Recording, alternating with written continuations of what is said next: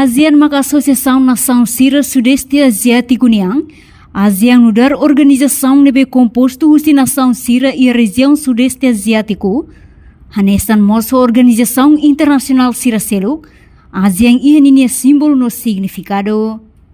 Símbolo ASEAN niang, makare futuro ida hone background miang, nebe haleu ho círculo muting no azul, iha logo hare fitung ni okos, iha liefuang ASEAN.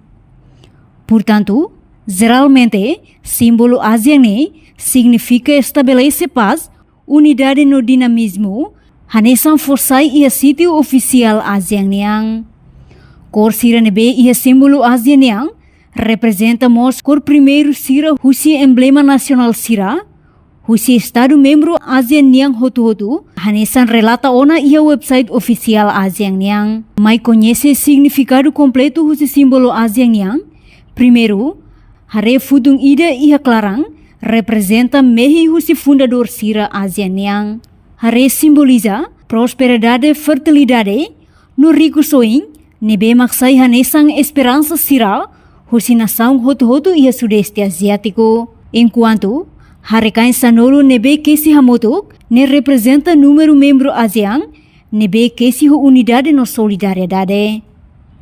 Cor azul simboliza damai no estabilidade, cor miang simboliza coragem no dinamismo, cor muting simboliza pureza, cor kinur simboliza prosperidade, enquanto círculo ne simboliza unidade ASEAN niang. Janela informação ba emohoto, atua tem informação atual dia clio, kita haluha, haneham botão subscribe, like, halo comentário no fahe tutang ba media sosial hotu.